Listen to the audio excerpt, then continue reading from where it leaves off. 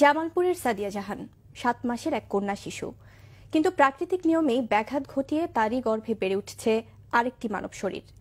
বিরল এ ঘটনার সাক্ষী তার মা সুমি আক্তার। তারই একটি ভ্রূণ বেড়ে উঠছে তার কন্যা শিশুর গর্ভে। শিশুটির চিকিৎসার জন্য ঢাকা মেডিকেলে গঠিত হয়েছে মেডিকেল বোর্ড। সুস্থ থাকলে বুধবার সাদিয়ার শরীরে অস্ত্রোপচার করে ফেলে দেওয়া হবে ওই ভ্রূণটি।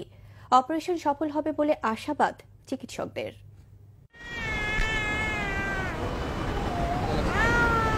মাত্র 7 মাস বয়সের কন্যা শিশু সাদিয়া জাহান, তারই গর্ভে তিল করে বড় হচ্ছিল আরেকটি মানব শরীর।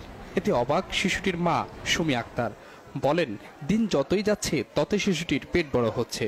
পরে উন্নত চিকিৎসার জন্য তাকে নিয়ে আসা হয় ঢাকা মেডিকেল কলেজ হাসপাতালে।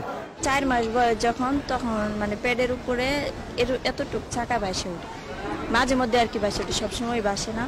বাসার পরে বললাম যে যাও হাসপাতালে নিয়ে যাই, নিয়ে আসলাম। নিয়ে আসার পরে রিপোর্ট আসার পরে সে বললো যে না, আমার বাচ্চাটা সুস্থভাবে বাচ্চা থাকে, এটাই আমার আশা। আলট্রাসাউন্ড করে ধরা পড়ছে আপনার বাচ্চার পেটে বাচ্চা।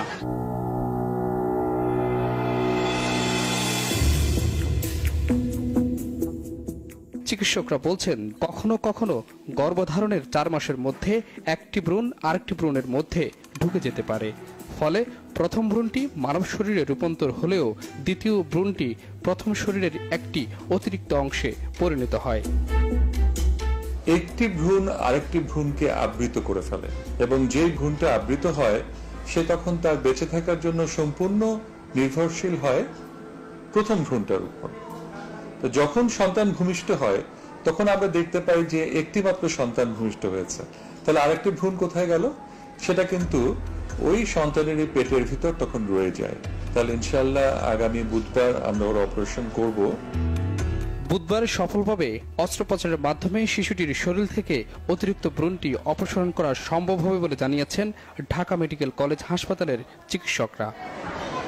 S M Foyez, Bangla vision, Dhaka.